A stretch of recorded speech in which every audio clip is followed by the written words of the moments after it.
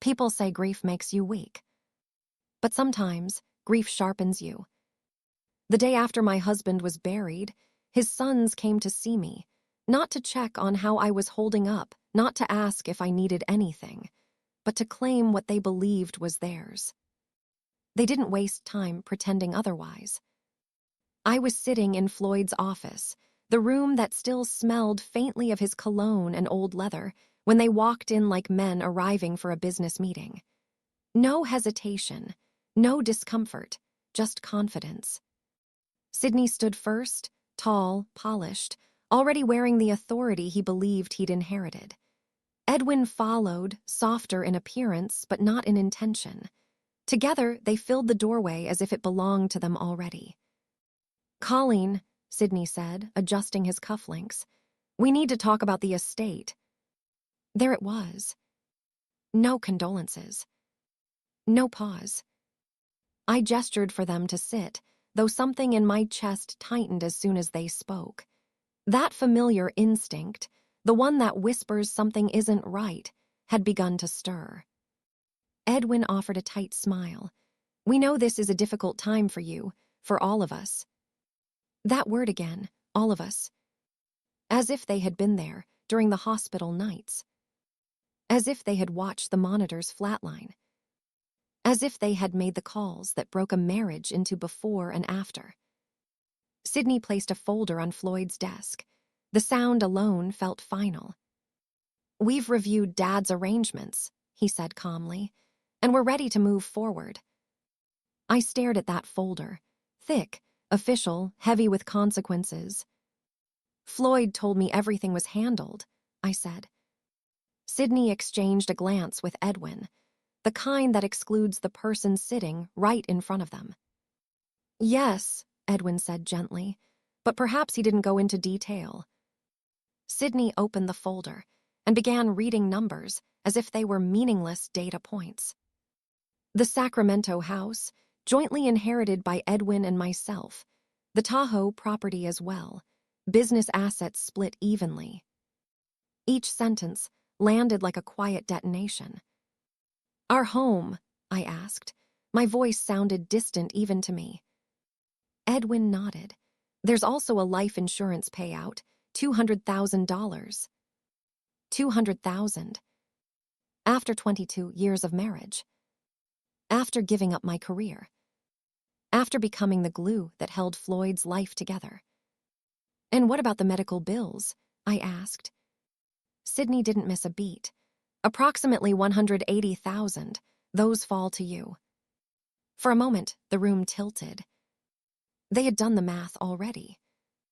They knew exactly what would remain. 30 days, Sidney added. "That's how long you can stay in the house." 30 days to erase a life. I looked around the office. The books Floyd loved, the window we'd planned to replace, the framed photo of us laughing on our wedding day. Not one of those memories belonged to them. Yet they were taking everything. Edwin leaned forward, lowering his voice. "Dad always wanted the family assets to stay within the bloodline. You understand." Bloodline. As if love had an expiration date. As if 22 years meant nothing. I didn't argue, I didn't cry, I didn't beg. I simply said, "I need time." They agreed easily, too easily. As they walked out, I noticed something strange.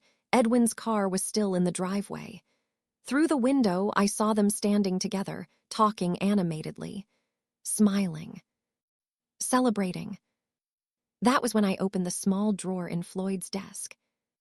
Inside, beneath old receipts and forgotten cards, my fingers brushed against something unfamiliar. A key. Old, brass, smooth from years of handling. It didn't belong to the house. I was certain of that. And as I held it in my palm, something unexpected happened. The panic didn't grow. It faded. Because for the first time since Floyd died, I felt it. Not fear. Not grief. But certainty. They believed they had already won. What they didn't know. was that Floyd had never been a man who left things unfinished. And whatever this key opened, it was never meant for them. Tomorrow, I would find out exactly what Floyd had hidden from everyone, including his own sons. By the next morning, the key felt heavier in my purse. Not because it weighed more, but because of what it represented. A question Floyd had left behind, one I couldn't ignore. Still, before I followed instinct, I followed reason. That's why I found myself sitting across from Martin Morrison, the attorney Floyd had trusted for over a decade. His office overlooked the river, sunlight bouncing off glass buildings like nothing in the world had changed. But everything had. "Colleen," Martin said, removing his glasses, "I need you to listen to me very carefully." He leaned forward, elbows on the desk, concern etched into his face. "You do not have to accept this." I clasped my hands together to keep them steady. "They showed me the will," I said. "They've already divided everything." Martin shook his head. "There are inconsistencies, serious ones. The timing of the revisions alone raises questions. We could contest this." Contest. The word sounded powerful, protective, but also exhausting. "How long?" I asked. He exhaled. "Months, possibly years." Years. I pictured courtrooms, depositions, legal fees draining faster than hope, and in the meantime, unpaid medical bills piling up like threats. "I don't have years," I said quietly. Martin's voice softened. "Colleen, you were married for 22 years. You gave up your career. You are entitled to far more than they're offering." Entitled. The word made something twist inside me. "What if I don't fight?" I asked. Martin blinked. "I'm sorry, what?" "What if I sign whatever they want, walk away, and start over?" The silence stretched. "Colleen," he said carefully, "that would be irreversible. Once you waive your rights, you can never challenge the estate again." I reached into my purse and felt the edge of the key. "How fast could it be done?" I asked. He stared at me. "A week, maybe less." That surprised me. The speed. The eagerness of the system to finalize things once someone stopped resisting. "They want this done quickly," I said. "Yes," Martin replied, "because they don't want you thinking too hard." My phone buzzed. A message from Edwin. "We'd like to finalize everything soon, so you can move forward peacefully." Peacefully. I showed Martin the message. He frowned. "They're pressuring you, that's deliberate." "I know," I said. "Then why give them what they want?" I looked out the window, watching a boat cut through the river below. It moved steadily, confidently, as if it knew exactly where it was headed. "Because fighting them would destroy me," I said, "even if I won." Martin studied me. "You're certain?" "No," I admitted, "but I'm tired of being cornered." He leaned back, defeated. "If you do this, I'll make sure the paperwork protects you as much as possible. They'll have to absorb the medical debts." That mattered, more than I let on. "And the life insurance?" I asked. "You'll receive it in full," he said. 200,000. It wasn't much, but it was survival. "Draft it," I said. Martin hesitated. "I've never helped someone walk away from this much." "Then today will be a first," I replied. As I left his office, something strange happened. I didn't feel defeated. I felt intentional. That evening, Sydney called. "Mother," he said, his voice smooth, "we appreciate your cooperation. Edwin and I want to make this as painless as possible." That word again. "I'll sign," I said. There was a pause, just long enough to hear relief leak through his control. "Excellent," he said. "We'll have dinner soon. Family should stay close during times like this." After the call, I sat alone in Floyd's office once more. The house was quiet. Too quiet. I took the key from my purse and turned it over in my hand. Old brass, no label, no explanation. I searched every drawer, every cabinet, every lock I could think of. Nothing. Frustrated, I sank into Floyd's chair. That's when I remembered his wallet. The hospital had returned it in a sealed bag. I'd avoided opening it, afraid of how final it would feel. Inside, tucked behind his driver's license, was a small card. First National Bank. And a handwritten number on the back. 379. My breath caught. A safety deposit box. Suddenly, everything made sense. The key wasn't meant to protect something from me. It was meant to lead me to it. And as realization settled in, another thought followed close behind, sharp and unsettling. If Floyd had hidden something this carefully, why were Sydney and Edwin rushing me so hard? The next morning, I walked into the bank, completely unaware that what waited inside that box would change everything I thought I knew about my husband and his sons. The bank vault was colder than I expected. Not just in temperature, but in feeling. Heavy doors, echoing footsteps. The kind of place that reminded you secrets didn't belong to the loud or careless. Patricia, the branch manager, led me down the narrow hallway. She recognized Floyd's name immediately. "Mr. Whitaker came in about 6 months ago," she said gently. "He was very clear about access. Only you. Only me." That detail alone made my throat tighten. She unlocked the metal drawer and slid out the box. It was heavier than it looked. "Take your time," she said, leaving me alone in the private room. The door closed softly behind her. For a moment, I just stared at the box. This wasn't curiosity anymore.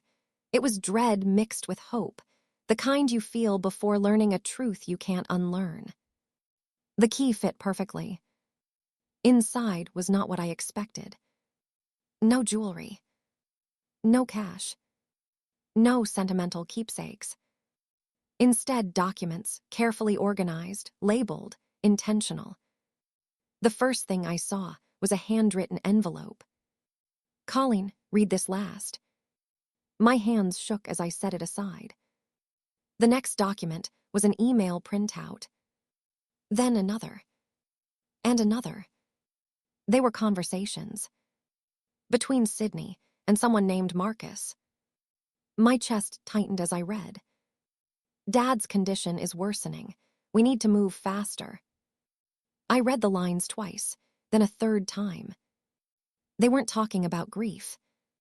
They were talking about strategy. Transfers, restructuring, shell companies. And then the line that made my breath stop. "Colleen won't be a problem. She doesn't understand the business side." I sat back stunned. They'd been planning this. While I was driving Floyd to appointments. While I was sleeping in hospital chairs. While I was begging doctors for more time. The next folder contained bank statements. An account I'd never heard of. A balance so large my eyes struggled to focus. $4.7 million. My heart slammed against my ribs. Attached was a handwritten note. "This is ours. I moved it where the boys can't reach it." I pressed my hand to my mouth. We weren't struggling. We weren't vulnerable. Floyd had been protecting me. Page after page revealed the truth. A private investigator's report. Photos of Sydney entering casinos. Records of debts piling up. Evidence of Edwin siphoning money from clients who trusted him. My stomach churned. These weren't mistakes. They were crimes. Then I found the medical report. A neurological evaluation dated 3 months before Floyd died. No cognitive impairment, sound judgment. They had lied. They hinted he wasn't thinking clearly.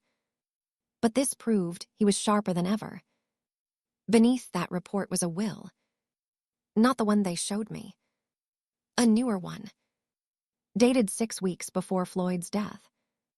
Everything left to me. With one clause underlined. I trust my wife to decide what my sons truly deserve. Tears blurred my vision. He hadn't abandoned me. He had armed me. Finally, I opened the letter. My dearest Colleen, if you're reading this, then the boys showed you who they really are. The words cut deep, but steadied me. He explained everything. How he noticed their sudden interest. How he hired help. How he moved money. How he mortgaged properties they believed were debt-free. They will inherit exactly what they chose, consequences. I laughed then, a soft, broken sound. The final paragraph made my hands tremble. Do not confront them yet. Let them believe they've won. Attached was a business card. James Mitchell, attorney. As I closed the box, one thought echoed louder than any other. They weren't just greedy. They were desperate. And desperation makes people dangerous. That evening, Edwin called. Bianca and I would love to have you for dinner, he said warmly. Family time. I smiled, even though he couldn't see it. That sounds lovely, I replied. As I hung up, I realized something. They thought I was folding. They had no idea. I was studying the board. That night, I sat across the dinner table from the two men who tried to steal from their dying father, while holding proof that could destroy them. Edwin and Bianca's house was exactly what I expected.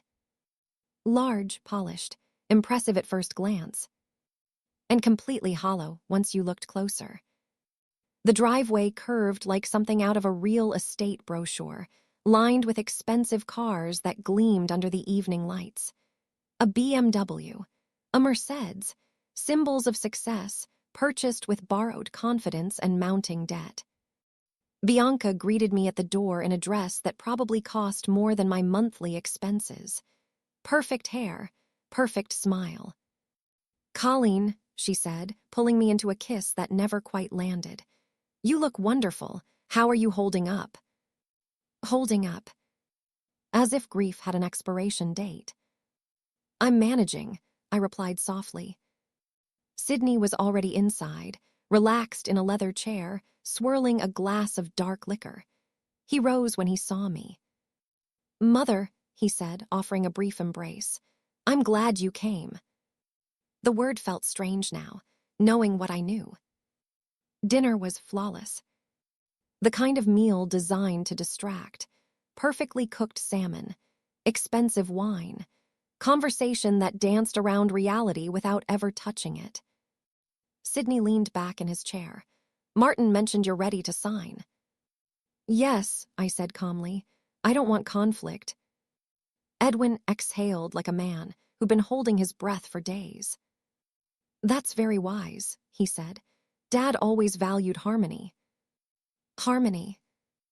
I smiled and took another bite. I've been thinking about the medical bills, I added casually. The room shifted. Sydney set his glass down. What about them? Well, I said, dabbing my lips. I thought I should understand exactly what I'm paying for. Itemized charges, insurance breakdowns. Edwin laughed too quickly. That's all been handled. I'm sure, I said, but Floyd was meticulous. He'd want clarity. Silence stretched just a second too long. Bianca jumped in. Desert anyone. As she fled the table, Sydney leaned forward. Colleen, he said gently, legal paperwork can be overwhelming. You don't need to dig through financial records. I tilted my head. I found a key. Both brothers froze. A key, Edwin repeated. Yes, I said lightly, from Floyd's desk. Sydney recovered first. Old keys don't mean much. Dad kept everything. True, I replied, though I did find a safety deposit box card. This time, neither of them spoke. The tension became visible.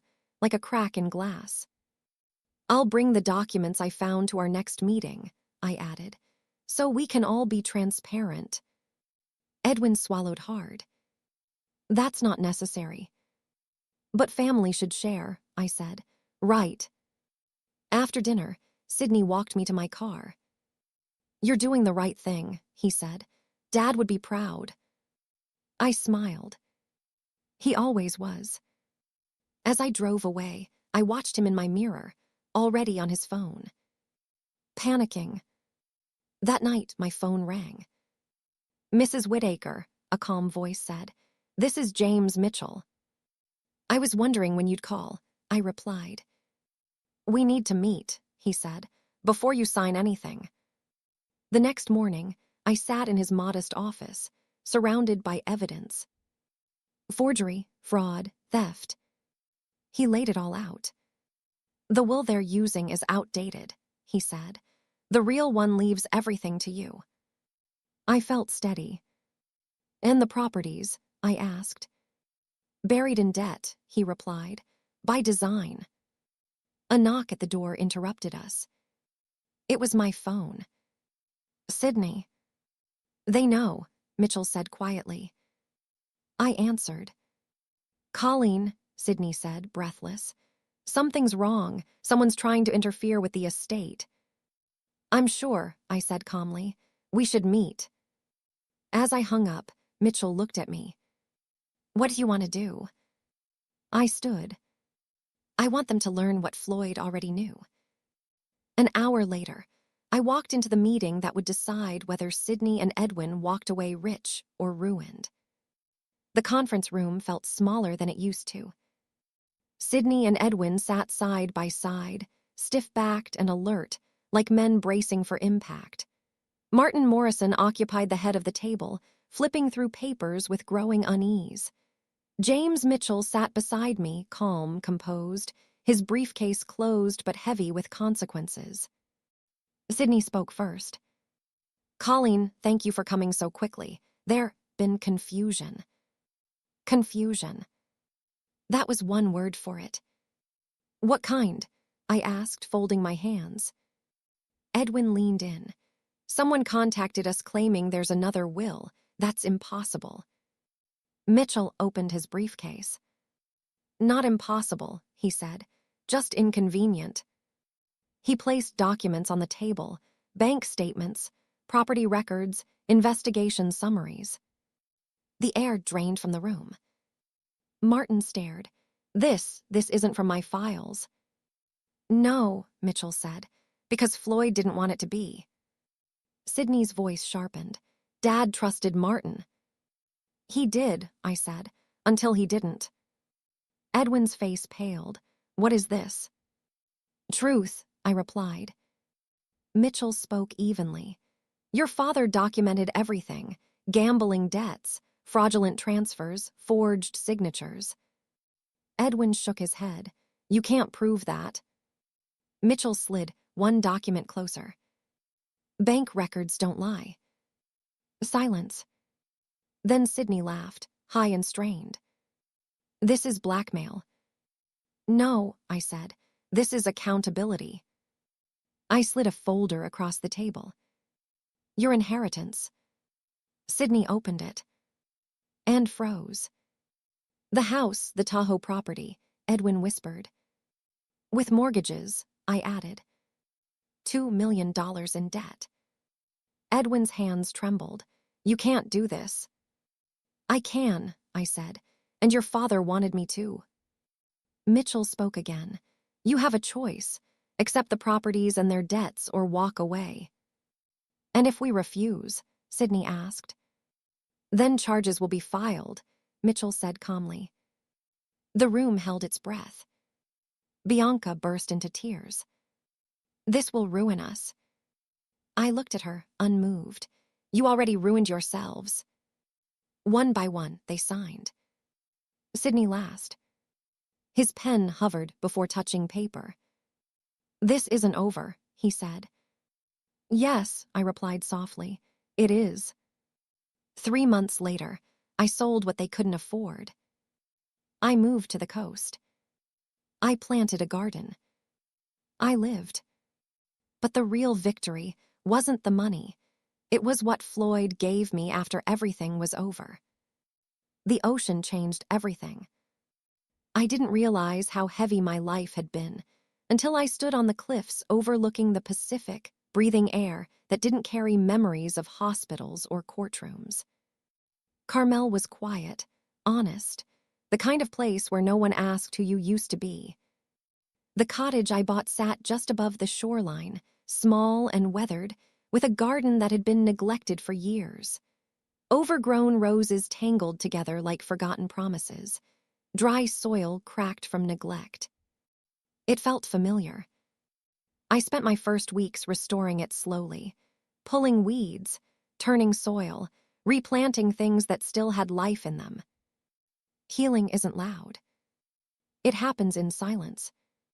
Word reached me through attorneys, not people. Sidney filed for bankruptcy. His law practice collapsed under debts no inheritance could save. Court-mandated counseling followed. Edwin lost everything else when the truth surfaced. Clients withdrew. Licenses were questioned.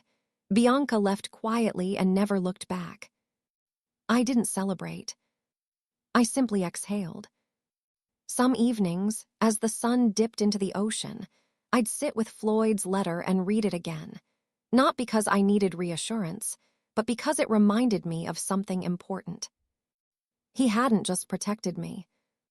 He had trusted me. Trust changes people. For the first time in decades, I wasn't managing anyone else's expectations.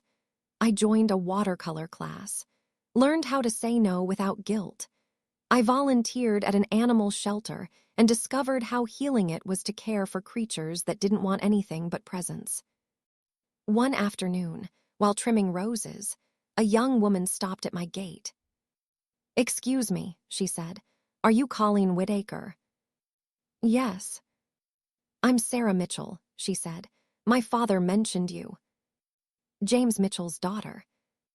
"I work with women who have experienced financial manipulation.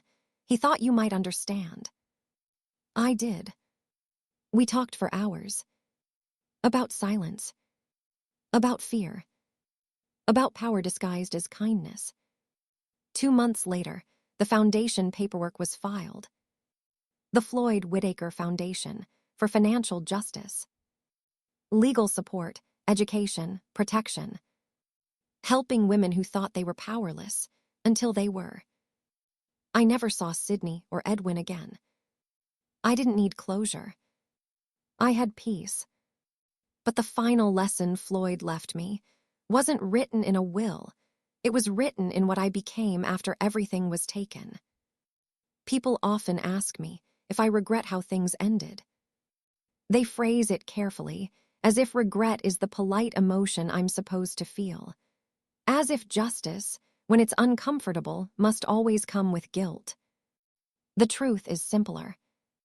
I regret believing I was small. For most of my marriage, I lived quietly beside a powerful man. Floyd never made me feel invisible, but the world around us did. Business dinners where I smiled and nodded. Family gatherings where my opinions landed softly, then disappeared. I told myself that was love. That compromise meant silence. It took loss to teach me otherwise. After the foundation launched, letters began arriving. Handwritten ones, emails sent at midnight, messages from women who had been erased the same way I almost was. A wife who signed papers she didn't understand. A mother whose children controlled her finances for her own good. A widow pressured to give up everything in the name of peace. Their stories were different, but the pattern was the same. Control dressed up as care. One letter stayed with me. "I thought I was stupid," the woman wrote, but I was. I was just trusting the wrong people. I read that sentence over and over. Because it applied to me, too. One evening, as fog rolled in from the sea, I stood in the garden and realized something quietly extraordinary. I was no longer afraid of confrontation. Not because I wanted to fight, but because I finally trusted my own voice. Strength doesn't arrive with noise. It arrives with certainty. I stopped wondering if Floyd would approve of my choices. I knew he would. Not because I punished his sons, but because I refused to disappear. Sometimes, people ask if Sydney or Edwin ever tried to contact me. They didn't. And if they had, I wouldn't have answered. Closure is overrated. Peace is. On the anniversary of Floyd's death, I took his letter down to the ocean. I didn't read it. I didn't need to. I folded it once, carefully, and tucked it back into my bag. Some things aren't meant to be let go. They're meant to be carried, quietly. I watched the waves for a long time that day, watching how they took what was heavy and turned it into motion. That's what grief does when you stop fighting it. It changes shape. People think this story is about money. It is. Money only revealed the truth that was already there. This story is about what happens when someone underestimates you, when they assume your silence means weakness, when they mistake kindness for compliance. If you're listening to this and recognizing yourself, pause. You're not late. You're not foolish. And you're not powerless. You're just standing at the moment before everything changes. I know that place. I stood there once, holding a key I didn't understand. And if you're wondering what happened to that key and what it truly unlocked, there's one final truth I haven't told you yet. I kept the key. Not because I needed it anymore, but because it reminded me of the moment everything changed. For a long time, I thought it unlocked a box. It didn't. It unlocked permission. Permission to look closer. Permission to question. Permission to stop shrinking myself to keep others comfortable. Floyd never intended to leave me answers wrapped neatly in a bow. He knew me well enough to understand that I needed discovery, not instruction. That key forced me to trust my instincts when everyone else told me to surrender them. There's a strange peace that comes after survival. Not happiness. Not relief. Clarity. The kind that settles in quietly and never leaves. People still try to rewrite my story for me. They say I was lucky. They say I was ruthless. They say I was manipulated, then manipulative. They're all wrong. I was awake. One afternoon, while organizing old papers, I found a photograph tucked inside a book Floyd loved. It was from years ago, before illness, before betrayal, before secrets. We were sitting on a bench by the lake. I wasn't smiling for the camera. I was smiling at him.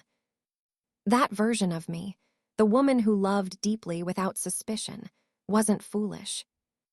She was brave. And I refused to erase her. Healing doesn't require rewriting who you were. It requires honoring her. Sometimes, when the foundation holds workshops, I see women sitting in the back of the room, arms crossed, eyes lowered, listening but not yet believing. I recognize that posture. I recognize that silence. When they finally speak, it's usually one sentence. I thought I didn't have a choice. That's the lie we're taught early. That compliance is safety. That peace requires sacrifice. That asking questions is dangerous. But the truth is simpler and harder. Silence only protects the people who benefit from it. The world didn't change when I found out the truth. I did. And once that happens, nothing can put you back where you were. I don't hate Sydney or Edwin.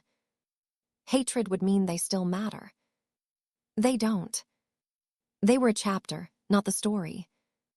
The cottage garden bloomed wildly that spring, roses climbing higher than I expected, herbs spreading on their own, life returning where neglect once lived. I let it grow freely. Control was never the goal. Freedom was. Sometimes, at dusk, I sit on the porch and listen to the ocean. I think about the woman I was when this began, sitting in a leather chair, being told her life was worth 30 days. I wish I could speak to her now. I wouldn't warn her. I'd thank her for surviving long enough to learn who she was. And now, I want to ask you something, because this story doesn't end with me. Before this story ends, I want to ask you something. Not as a narrator, not as a lesson, but as one person to another. How many times have you ignored your own instincts because someone told you it was easier that way? I'm not asking about dramatic moments. I'm asking about the quiet ones. The conversation you didn't push back on. The document you signed without fully understanding. The apology you gave when you weren't wrong. Those moments shape us more than we realize. When this began, I believed strength looked like endurance, like patience, like silence. I believed love meant stepping aside. I was wrong. Love, real love, never requires you to disappear. If you're listening to this and thinking, this sounds familiar, then hear me clearly. You don't need permission to ask questions. You don't need approval to protect yourself. And you don't need to wait until everything falls apart to choose yourself. I didn't become strong because I won. I became strong because I stopped surrendering. The money didn't save me. The documents didn't free me. Clarity did. Once you see people clearly, their power over you vanishes. That's what Floyd gave me in the end. Not wealth, not revenge, but truth. And truth doesn't shout. It waits. It waits until you're ready to hear it. If you're still here, listening, then maybe you're standing at your own turning point. Maybe there's a conversation you've been avoiding, a decision you've been delaying, a truth you've been circling, but not yet nomming. Take this story as proof that awareness changes everything. You don't have to burn bridges. You don't have to confront anyone today. You don't even have to act immediately. You just have to stop telling yourself you're powerless. Because the moment you do, the story shifts. Mine did. And if you're wondering, what happened to me? I wake up to ocean air. I tend a garden that grows freely. I help women who once believed silence was their only option. And I live without fear of being erased. That's the real ending. Now, I want to hear from you. Have you ever been underestimated? Have you ever realized, too late or just in time, that someone was counting on your silence? Tell me in the comments. And if this story stayed with you, there are 2 more waiting. Stories about hidden strength, quiet justice, and the moments that change everything. You don't want to miss them. Your next story is already on the screen, and it might feel uncomfortably familiar.